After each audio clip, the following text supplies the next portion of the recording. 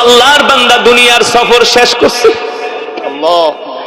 সে কোনোদিন ভাবে নাই। অথচ সে যখন মাহফিলে করার জন্য বাড়ি থেকে বের হয়ে আইছে, স্ত্রীকে বলে দিছে আমি রাত্রে আসতেছি, না রাত্রে আসতেছি, ঘরের দরজা খুলে দিও, তোমার বয়ান শেষ করে আমি ফোন দিব। সন্তানদেরকে আদর করেছে, আব্বু থাকো, আগামীকাল সকালে মাদ্রাসায় নিয়ে যাব। কিন্তু আল্লাহর বান্দা জানে না এটাই তার জীবনের শেষ বয়ান। বাবারে আমরা কি নিয়ে গর্ব করি, কি নিয়ে অহংকার করি? এই পৃথিবী আমাদের থাকার জায়গা না।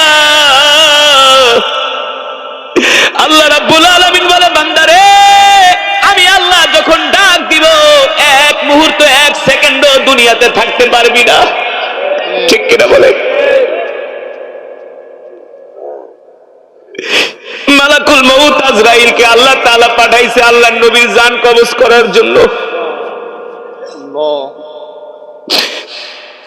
আল্লাহ তাআলা বলে, আজরাইল যা যা, আমার হাবিব আমার বন্ধু মুহাম্মদ সাল্লাল্লাহু আলাইহি ওয়াসাল্লামের জান কবজ করে নিয়ে আয়। কিন্তু সাবধান, তুমি কার জান কবজ করতে যাচ্ছ নি? তিনি কিন্তু আমার হাবিব, আমার বন্ধু, তিনি হলেন রহমাতুল লিল আলামিন। যাকে সৃষ্টি না করলে আমি আল্লাহ তাম পৃথিবী কুল কায়নাত কিছুই সৃষ্টি করতাম না। তুমি তার জান কবজ করার জন্য যাচ্ছ। কিন্তু শোনো আজরাইল, জান যে কবজ করতে যাবা, আমার হাবিবের সামনে যায় আগে তুমি আমাকে আমার হাবিবের সালাম দিবা। সুবহানাল্লাহ বলে। ঠিক মালাকুল মউত আজরাইল আল্লাহর রাসূলের ঘরের দরজায় আসলেন, ঘরের দরজা নক করলেন। রহমাতুল লিল আলামিনের পাশে হযরত ফাতেমা রাদিয়াল্লাহু তাআলা আনহা বসা। আল্লাহর পয়গম্বর বললেন, ফাতেমা ঘরের দরজা খুলে দাও। হযরত ফাতেমা ঘরের দরজা খুলে দিলেন। দেখলেন ঘরের দরজায় মালাকুল মউত দাঁড়ানো। হযরত ফাতেমা মালাকুল মউতকে চিনতে পারলেন না। আল্লাহ রাসূল ডাক দিলেন, ফাতেমা ঘরের দরজা খুলছো নাকি? হযরত ফাতেমা বলে, ঘরের দরজা তো খুলে দিয়েছি, কিন্তু আমাদের ঘরের দরজায় আজকে এমন একজন ব্যক্তি দাঁড়ানো, দণ্ডায়মান। আব্বাজান, এই পর্যন্ত আমাদের বাড়িতে যারা আসছে সবার চেহারা আমি চিনি, কিন্তু আজকে যিনি আমাদের ঘরের দরজার সামনে দাঁড়ানো তাকে আমি কোনোদিন দেখি নাই, তার চেহারা আমি চিনি না। আল্লাহর পয়গম্বর বলে, ফাতেমা তুমি চিনবা কিভাবে? আজকে যিনি আমাদের ঘরের দরজার সামনে দাঁড়ানো, সে যদি একবার কারো দরজায় আসে সে কোনোদিন খালি ফিরে যায় না। এই কথা শোনার পরে হযরত ফাতেমা কান্না করে দিলেন। আল্লাহর নবী বললেন, ফাতেমা কান্না করো না, ঘরের দরজার সামনে যিনি দাঁড়ানো তিনি হলেন মালাকুল মউত আজরাইল, ঘরের ভিতরে আসতে দাও। আল্লাহু আকবার। মালাকুল মউত আজরাইল আলাইহি তাআলা তার পক্ষ থেকে সালামও পাঠাইছে। সুবহানাল্লাহ বলেন। আমি আপনার জান কবজ করার জন্য আসছি, কিন্তু আমি এমন একজন ফেরেশতা, আজ পর্যন্ত আমি যত রাজা বাদশার দরবারে গেছি, যত নবী পয়গম্বরদের দরবারে গেছি, কারো জান কবজ করার জন্য আমি অনুমতি চাই নাই। কিন্তু আল্লাহ তাআলা আমাকে নির্দেশ দিছে, আপনার জান কবজ করার আগে আপনার অনুমতি নেওয়া লাগবে। সুবহানাল্লাহ বলেন। ওগো আল্লাহর হাবিব, যদি অনুমতি দেন আপনার জান কবজ করব, আর যদি অনুমতি না দেন মালাকুল মউত খালি হাতে ফিরে যাবে। মালাকুল মউত খালি হাতে ফিরে যাবে। আল্লাহর পয়গম্বর বললেন, আজরাইল যদি অনুমতি না দেই খালি হাতে ফিরে যাবা, কিন্তু একদিন না একদিন তো আমাকে মরতেই হবে। ঠিক কিনা বলেন? তার মানে মৃত্যু থেকে কেউ বাঁচতে পারে না, আমরাও বাঁচতে পারবো না। আল্লাহ রাসূলের হাদিস, আল্লাহ নবী বিশ্ব নবী রাহমাতুল লিল আলামিন সাহাবীদেরকে নিয়ে মৃত্যুর আলোচনা করতেছি। আল্লাহ নবী ডাক দিয়া বলে, সাহাবীরে, একজন মানুষের যখন মৃত্যুর সময় হয়, কিসের সময়? মৃত্যুর সময় হয়, ভালো করে খেয়াল করে। 40 দিন আগে আজরাইল তার সাথে আইসা সাক্ষাৎ করে যায়। কয়দিন আগে? 40 দিন আগে। তার মাথায় হাত দিয়ে বলে, হে বনি আদম, আমি মালাকুল মউত আজরাইল, আল্লাহ তাআলা আমাকে তোর কাছে পাঠাইছে, আর 40 দিন পরে তোর মৃত্যু হবে, সাবধান, তুই কিন্তু তওবা কইরা ভালো হয়ে যা। এই কারণে দেখবেন যে মানুষগুলো মারা যায় 40 দিন আগে থেকে তার কথাবার্তা সবকিছু পাল্টায়া যায়। কথাবার্তার ভিতরে পরিবর্তন চলে আসে, খাবার দাবারের মধ্যে পরিবর্তন চলে আসে, আচার ব্যবহারের মাঝে পরিবর্তন চলে আসে, মন মরা হয়ে যায়। কি মরা হয়ে যায়? মন মরা হয়ে যায়, মনে আর শান্তি পায় না, অস্থির থাকে, অস্থির, কোনো কিছু তার ভালো লাগে না। কারণ এই দুনিয়া ছেড়ে তাকে চলে যেতে হবে।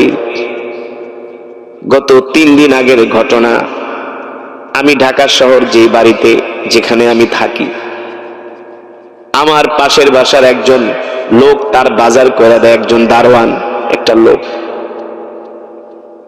5 ওয়াক্ত নামাজ পড়ে আল্লাহর বান্দা।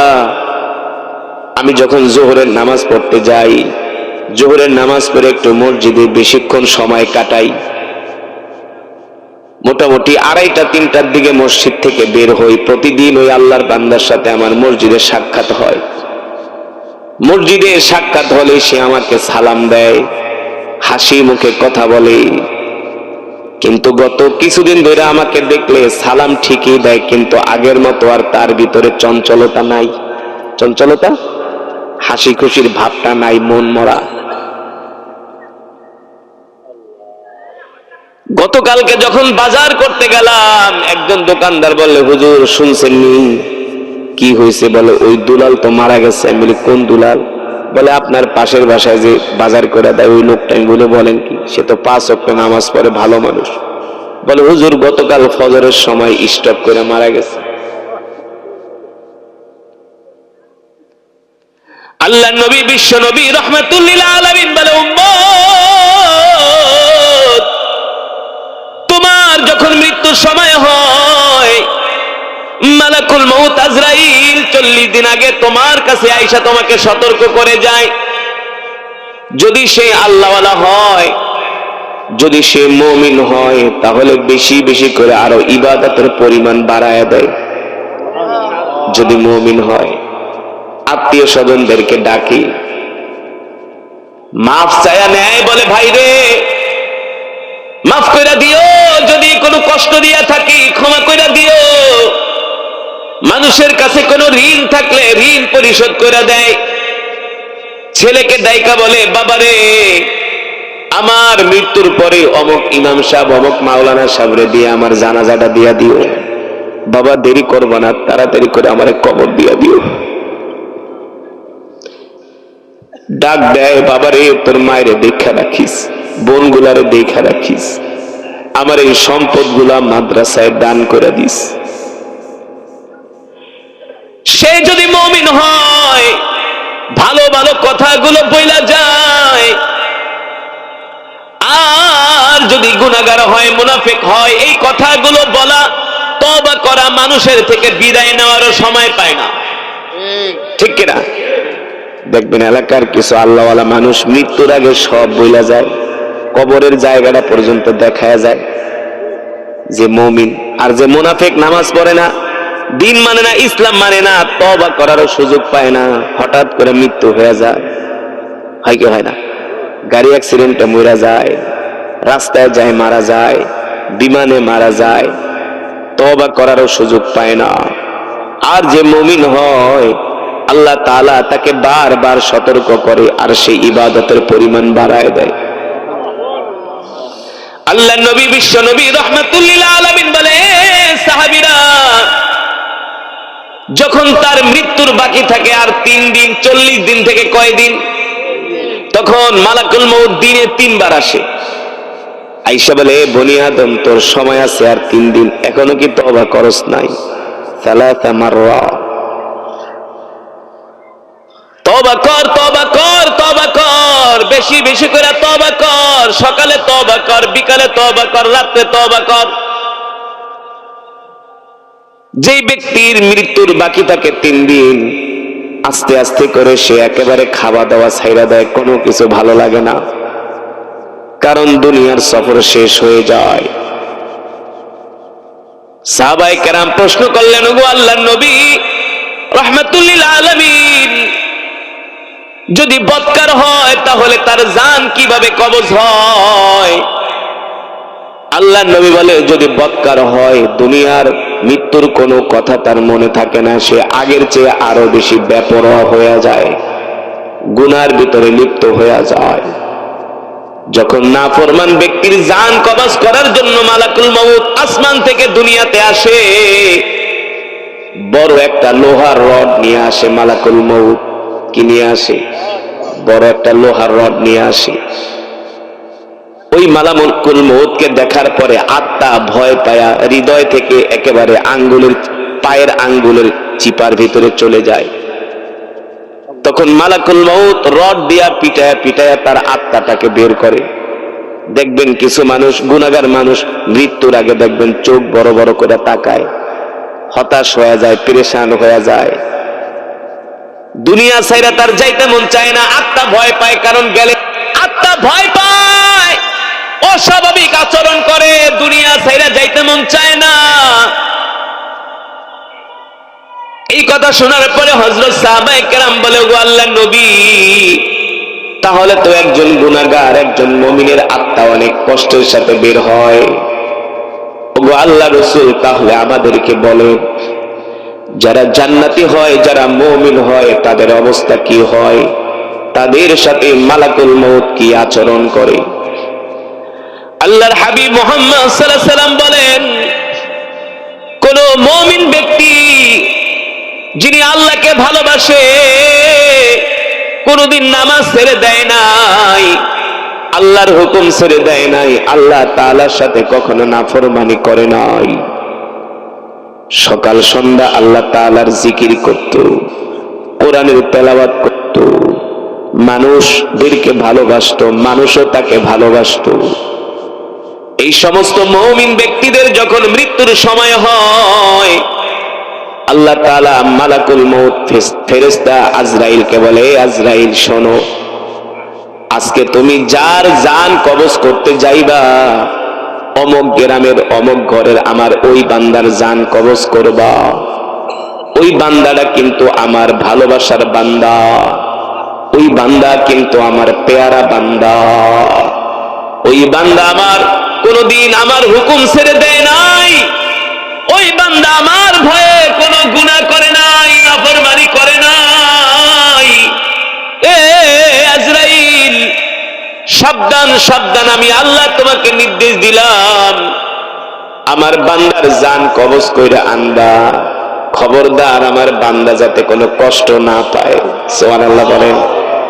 হাদিস শরীফে আসছে, আল্লাহ তাআলা নির্দেশ দেয়, এ আজরাইল, আমার অমুক মুমিন বান্দার জান কবজ করতে যাইবা, জান্নাত থেকে একটা সাদা রুমাল নিয়ে যাও। সুবহানাল্লাহ বলেন। কি নিয়ে যাও? জান্নাত থেকে একটা সাদা রুমাল নিয়ে যাও, আর জান্নাত থেকে একটা খুশবু নিয়ে যাও। কি নিয়া? জান্নাতি একটা খুশবু, আর জান্নাত থেকে একটা রুমাল নিয়ে যাও। মালাকুল মউত আজরাইল জান্নাত থেকে একটা সাদা রুমাল আর একটা খুশবু নিয়ে আসমান থেকে দুনিয়াতে আসে, আর ওই মুমিন ব্যক্তি, মুমিন বান্দার মাথার কাছে আইসা বসে। সুবহানাল্লাহ বলেন। গুনাহগারের সামনে তো মালাকুল মউত ভয়ঙ্কর চেহারা নিয়ে যায়, ভয়ঙ্কর চেহারা দেখলে তো গুনাহগার নাফরমান ভয় পাওয়া যায়। নাফরমান বান্দা দুনিয়ার সব কিছু ভুলা যায়, পেরেশান হয়ে যায়, আর যিনি মুমিন বান্দা, আল্লাহর পেয়ারা বান্দা, তার সামনে মালাকুল মউত যখন আসে তখন সুন্দর একটা আকৃতিতে আসে, যাকে দেখলে ভয় লাগে না, দেখলে মায়া লাগে। কত সুন্দর চেহারার মানুষ। মালাকুল মউত আইসা তার মাথার কাছে বৈশা তাকে আদর করে আর বলে, শোনো শোনো, তুমি হলা আল্লাহর পেয়ারা বান্দা, আমি হলাম মালাকুল মউত আজরাইল, তোমার জান কবজ করতে আসছি, তুমি ভয় পাও না, ভয় পাও না। আমি আস্তে করে তোমার জানটা, তোমার রূহটা আমি নিয়ে নিব, তুমি টেরও পাবা না। সুবহানাল্লাহ বলে। ডাক্তারের কাছে যখন ইনজেকশন দিতে যান, যারা ভালো ডাক্তার তারা কি কয়, কি বলে, আমি আপনাকে ইনজেকশন দিব, কোনো ব্যথা পাইবেন না, ভয় পাইবেন না, না বলে কি বলে না? আর এটা কোনো বিষয় না, পিঁপড়ার কামড়ের মতো একটু শুধু ব্যথা পাইবেন, এর বেশি না। আর কিছু ডাক্তার আছে কথা না কয়ে ঢুকায় দেয় ইনজেকশন। হ্যাঁ, ওই ব্যক্তির এই আচরণ করার কারণে আরো ভয় বেশি লাগে, লাগে কি লাগে না? ব্যথাও বেশি লাগে, ভয়ও। কিছু ভালো ডাক্তার আছে রোগীর সাথে ভালো আচরণ করে, ভয় পায় না। আপনি কি চিন্তা করেন, আমি আস্তে করে একটু সুইটা ঢোকাবো, আপনি টেরও পাবেন না। সুন্দর করে গল্প করে আর আস্তে করে সুইটা ঢোকায় দেয়, ঠিক কিনা বলে? ঠিক। মালাকুল মউত আজরাইল আলাইহিস সালাম ওই জান্নাতি ব্যক্তির সাথে গল্প করে আর বলে, শোনো, তুমি কি মৃত্যুকে ভয় পাইতেছো? ভয় পাও না, ভয় পাও না। শোনো, তুমি যখন দুনিয়ার সফর শেষ করবা, তুমি কোন জায়গায় যাইবা জানোনি? বলে না, আমি তো জানি না কোথায় যাবো। তখন আল্লাহ তাআলা মুমিন ব্যক্তির সামনে জান্নাতের দরজাটা খুলে দেয়। জোরে বলেন সুবহানাল্লাহ। তখন তিনি তাকায়া তাকায়া জান্নাতের নিয়ামত গুলো দেখতে থাকে, জান্নাতের বাগান গুলো দেখতে থাকে। সুবহানাল্লাহ বলেন। আল্লাহ তাআলা কোরআনুল কারীমের মধ্যে বলছেন, ইন্নালিল মুত্তাকিনা মাফাজা হাদাইকা ওয়া আনাবা ওয়া কাওয়াইবা আতরাবা ওয়া কাসান দিহাকা। আল্লাহু আকবার। লা ইয়াসমাউনা ফিহা লাগওয়া ওয়ালা কিযাবা। আল্লাহ তাআলা বলে, নবী আপনি বলে দেন, আমি আল্লাহ জান্নাতি বান্দাদের জন্য জান্নাতের মধ্যে এমন নিয়ামত রাখছি, এই দুনিয়াতে যারা মুমিন হবে তারা হবে সফল। সুবহানাল্লাহ। তারা কি হবে? সফল। যারা 5 ওয়াক্ত নামাজ পড়বে, আল্লাহর হুকুম মানবে, আল্লাহর বিধান মানবে। আর 5 ওয়াক্ত নামাজ তো পড়েই না, জুমার নামাজটা পর্যন্ত পড়ে না, সারাদিন শুধু বিড়ি টানে। প্রতিদিন 2 প্যাকেট বিড়ি লাগে, প্রতিদিন 2 প্যাকেট বিড়ি লাগে। শুক্রবারে জুমার দিনে পর্যন্ত মসজিদে যায় না। এইদিকে জুমার দিনে জুমার বয়ান হয়, আর সে ঘরের বারান্দায় বৈশা বৈশা সিগারেট খায়, বিড়ি খায়। এমন মুসলমান আছে কি আছে না? আপনাদের এলাকায় আছে? আছে। এই সমস্ত গরু খাওয়া মুসলমান গুলা যখন মারা যাবে, কবরে ঢোকনের সাথে সাথে মুসলমান বাবারা, এই পৃথিবীর যাত্রা শেষ হয়ে যাবে। বাড়ি গাড়ি দালান কোটা বিল্ডিং সব কিছু ছেড়ে এক কাফনের কাপড় নিয়ে যেতে হবে, কেউ যাবে না। কার জন্য তুমি দিন রাত কাজ করতেছো নামাজ না পড়া? এমনও মানুষ আছে ফজরের সময় বাইরে রাত 10টা বাজে বাসায়, ঠিক মতো খায়ও না, খালি কাম আর কাম। লুঙ্গি একটা পরে ছিঁড়া, শার্টও একটা গায়ে গায়ে ছিঁড়া, ওই যে কিনলে টাকা কমে যেত, বাজারও ভালো করে করে না। তুই নিজে ভালো খালিও না, ভালো একটা পোশাকও পরলি না, সম্পদ করলি। আছে কি আছে না এমন মানুষ? আপনার এলাকায় আছে কি আছে না? খালি জমিন কিনে, কি কিনে? জমি কিনে, খালি জমি আর সম্পদ আর সম্পদ। আল্লাহ রাসূল বলছে, বনি আদম হইলে এমন লুবি, ওদের মুখের ভিতরে কবরের মাটি না ঢোকা পর্যন্ত বনি আদমের পেট ভরবে না। বিশ্বাস করেন না? এই গত 1 সপ্তাহ আগে ঢাকায় একটা মাহফিলে গেছিলাম, নারায়ণগঞ্জে একটা মাহফিলে গিয়েছিলাম। 5 বারের এমপি, কয়বারের? 5 বারের এমপি, বয়স হয়ে গেছে 100-এর উপরে।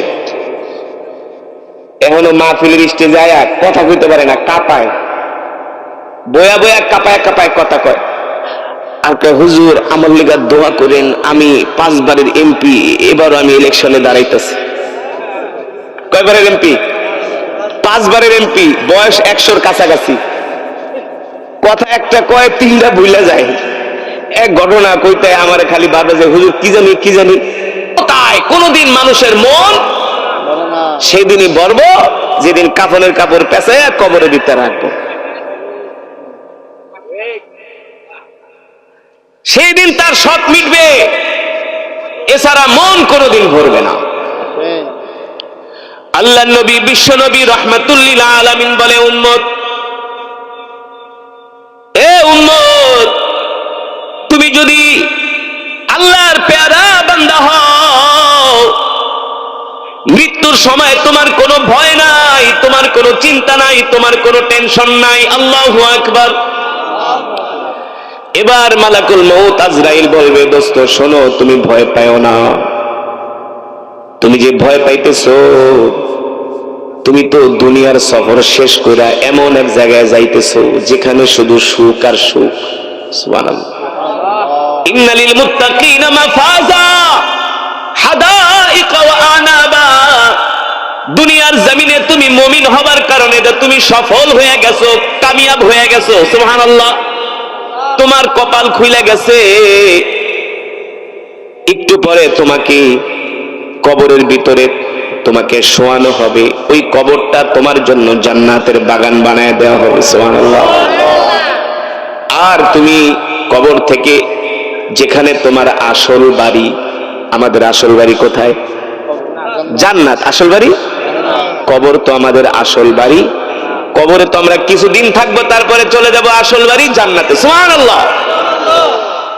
মালাকুল মউত বলবে, ওই যে তাকায় দেখো, তোমার জন্য আল্লাহ তাআলা সমবয়স্কা সুন্দরী রমণী হুর বানায়া রাখছে। এক একজন জান্নাতি পুরুষ 70টা করে হুর পাবে। কয়টা করে? বিশ্বাস করেন না? বিশ্বাস করেন না?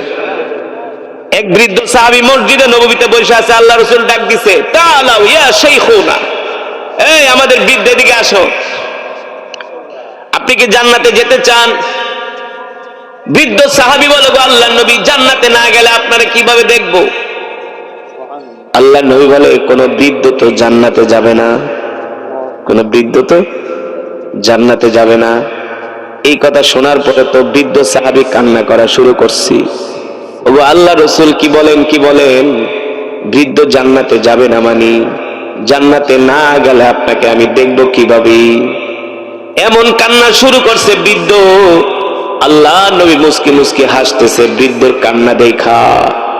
এবার ডাক দিছে, বৃদ্ধ এদিকে আসেন, শোনেন, আল্লাহ তাআলা কোন বৃদ্ধকে জান্নাতে নিবে না, তবে প্রত্যেকটা বৃদ্ধকে আল্লাহ তাআলা মৃত্যুর পরে 25 বছরের যুবক বানায়া জান্নাতের পানি দিয়া গোসল করায়া একেবারে সুদর্শন যুবক বানায়া আল্লাহ তাআলা তাদেরকে জান্নাতে দিবে। প্রত্যেকটা বৃদ্ধরা সেই দিন যুবক হয়ে যাবে। কি হয়ে যাবে? যুবক। কালো চুল থাকবে না, কালো চুল, সাদা চুল থাকবে না, সব কালো হয়ে যাবে। কালো কারো চামড়া কুচকুচানি থাকবে না, ঘুচিয়ে থাকবে না, চামড়া টাইট ফিট হয়ে যাবে। সুবহানাল্লাহ। এই দুনিয়াতে কত কষ্ট না, রোগ শোক, গ্যাস্ট্রিক, অম্বল, বাত ব্যথা, কোমর ব্যথা, হাঁটু ব্যথা, ডায়াবেটিস, প্রেসার, এত কষ্ট ভাল লাগে নাকি? আল্লাহ রাসূল কা মত খালি একটু কষ্ট কইরা, দাঁতে কামড় দিয়া 50-60টা বছর একটু কষ্ট কইরা খালি আসো, একটু কষ্ট করো, এমন জান্নাত দেওয়া হবে আর কোনদিন জান্নাত থেকে বের করা হবে না। ঠিক কিনা? 70টা করে হুর দেওয়া হবে এক একজন জান্নাতীকে। যুবক, কার পিছনে ঘোরো? যুবকরা বোঝে না, নামাজ পড়ে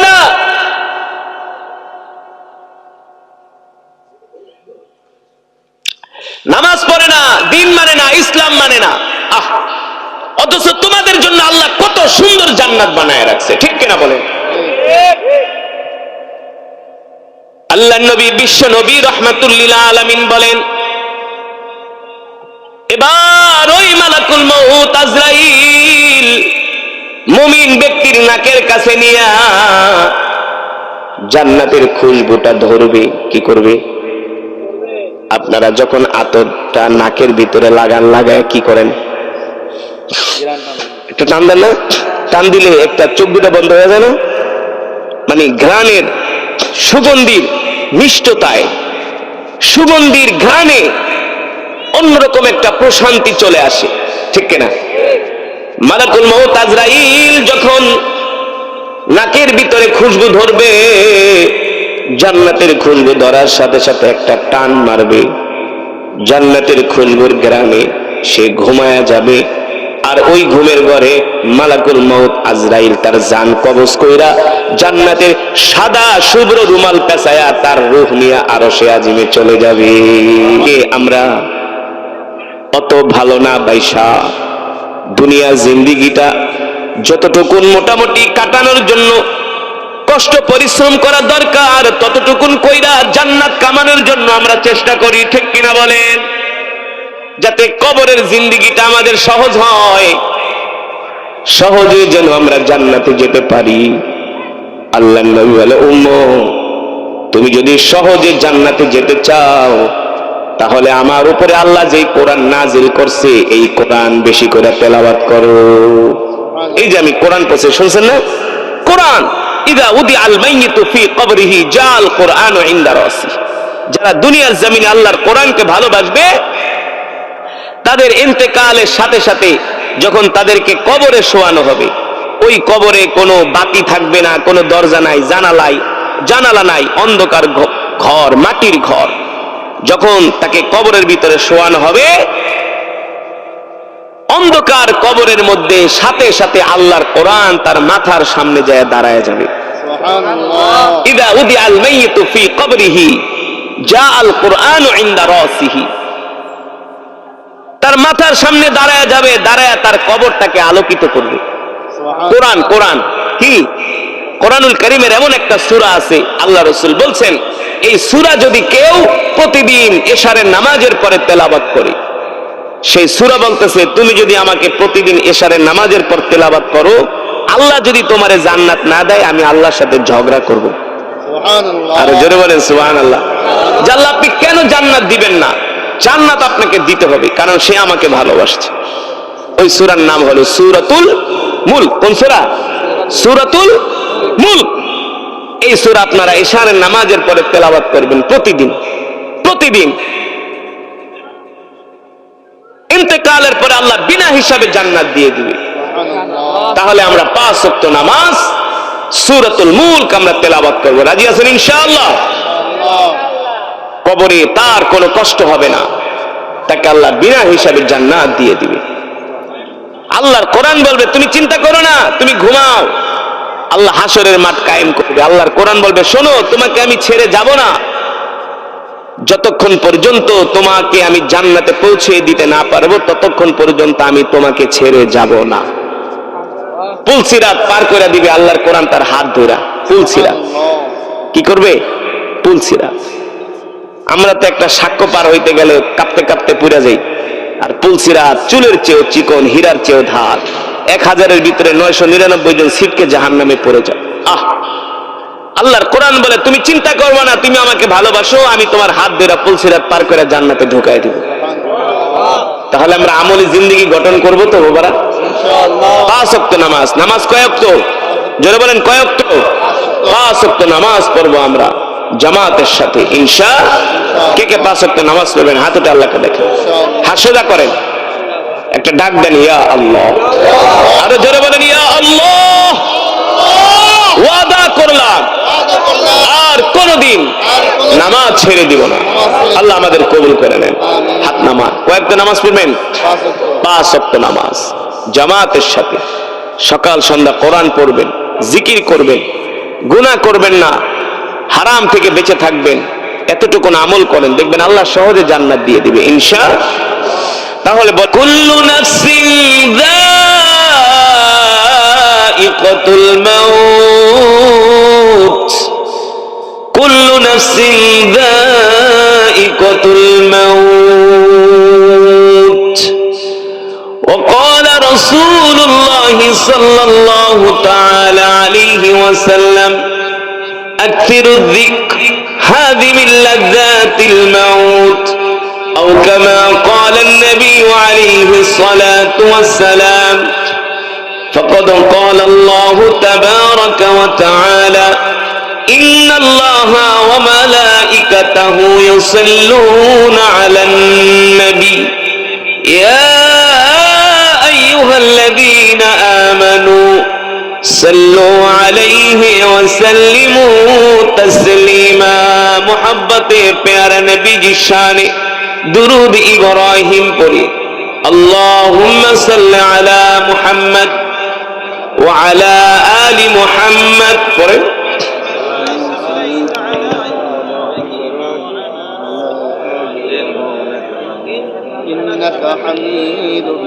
শোনেন একবার দুরূদ শরীফ পড়লে আল্লাহ তাআলা তার উপরে 10 বার রহমত নাজিল করে। কয়বার? একবার দুরূদ শরীফ পড়লে আল্লাহ রাসূলের উপরে আল্লাহ তাআলা সাথে সাথে 10 বার রহমত নাজিল করে। জোরে বলেন সুবহানাল্লাহ। 10টা গুনাহ সাথে সাথে মাফ হয়ে যায়। সুবহানাল্লাহ। কয়টা গুনাহ? 10টা গুনাহ সাথে সাথে মাফ হয়ে যায়। আরে শুনবেন দুরূদের কি সওয়াব? আরে শুনবেন দুরূদ শরীফ তো পড়েন না, ভুলেও তো পড়েন না, নামাজ ছাড়া তো জিন্দেগিতে দুরূদ পড়েন না, মাহফিলে আসছে সেটাও পড়েন না, তো কই পড়বেন দুরূদ? চার দোকানে বসে দুরূদ পড়ার সময় পাগল হয়ে যাবেন দুরূদ পড়তে পড়তে। আপনার দুরূদ পড়ার ভাব দেখলে বোঝা যাবে যে আপনি রাসূলের একজন আশিক। এই যে আস্তে আস্তে দুরূদ পড়লেন, খুব কষ্ট পাইলাম দেখে না, রাসূলের আশিকরা এইভাবে দুরূদ পড়ে না।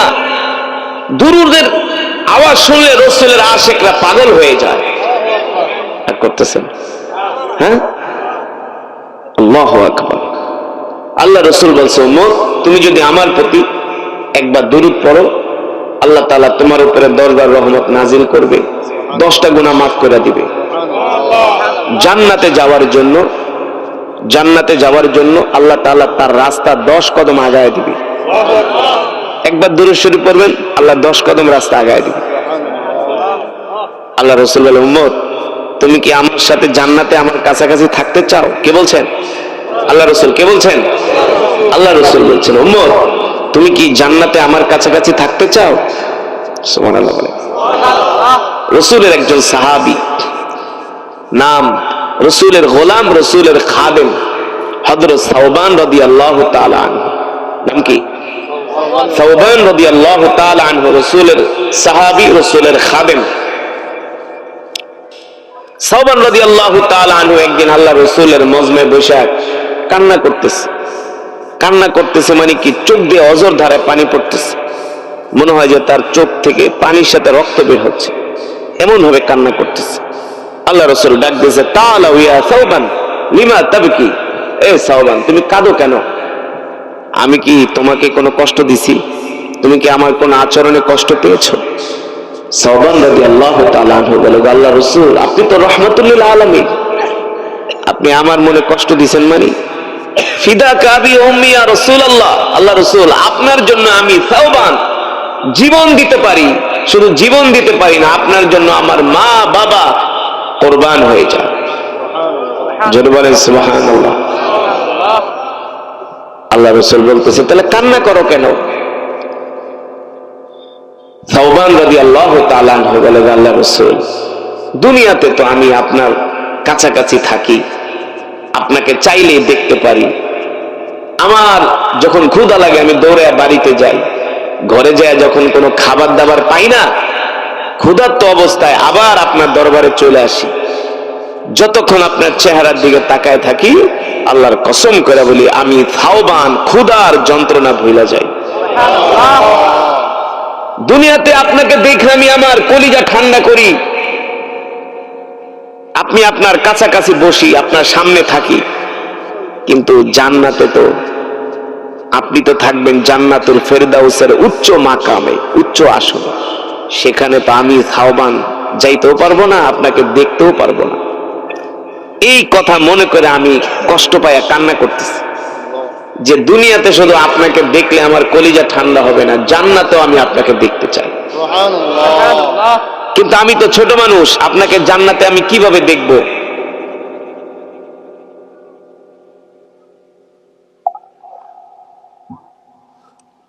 জান্নাতে আমি আপনাকে কিভাবে দেখব? এই কথা বলে সাওবান রাদিয়াল্লাহু তাআলা আনহু কান্না করতেছেন।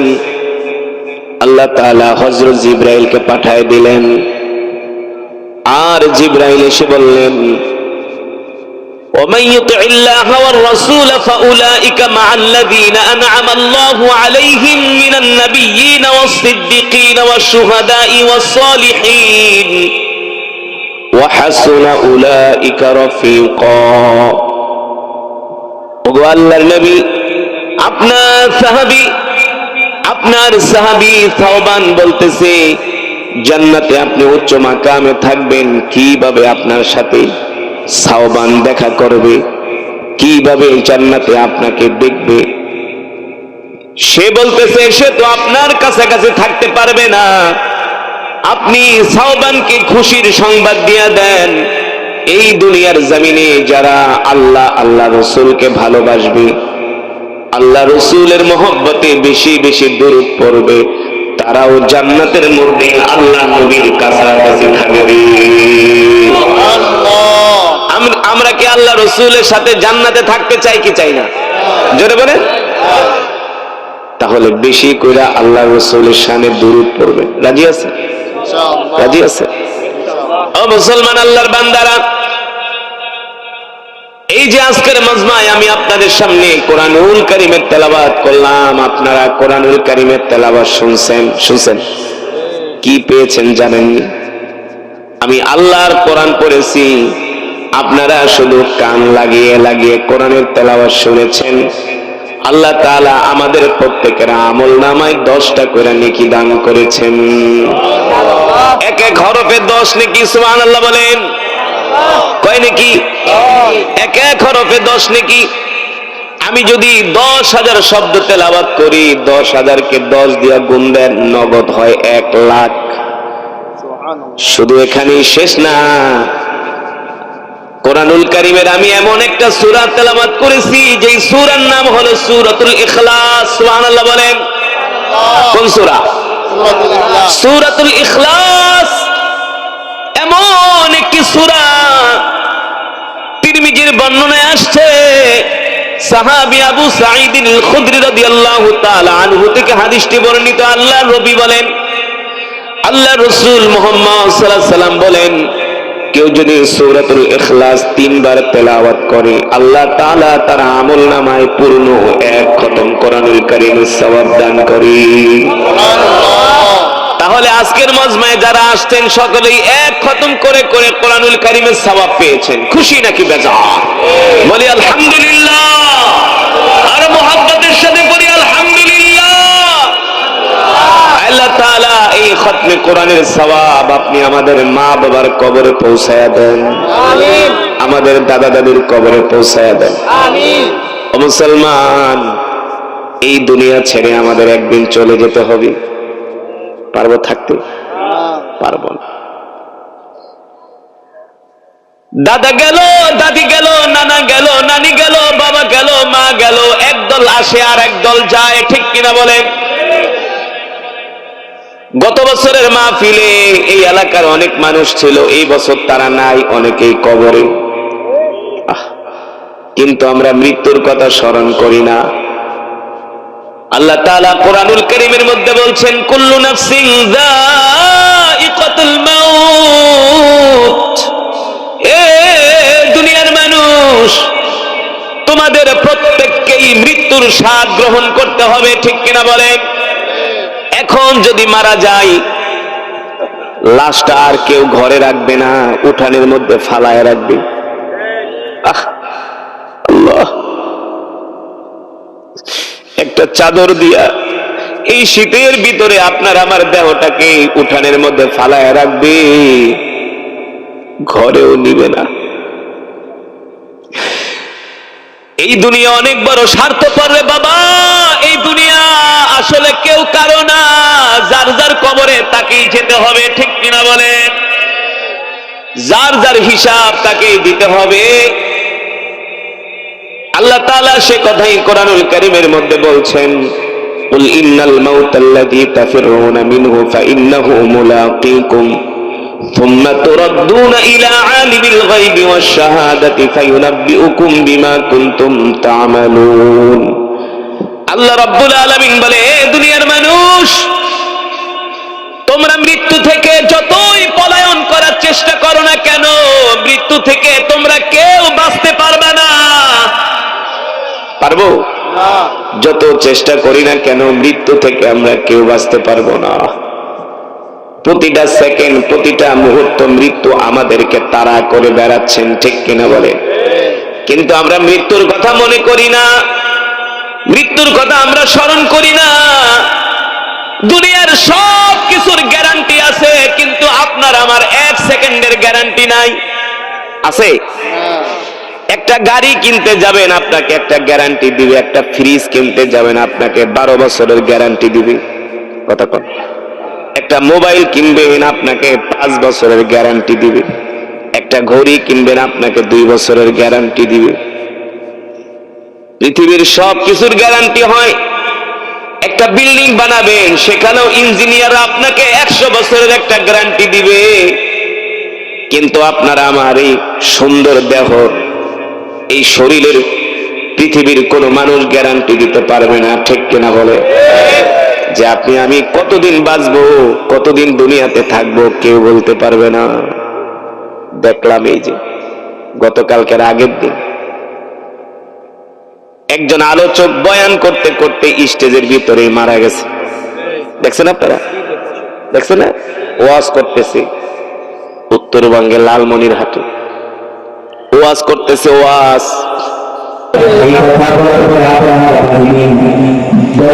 ভাগ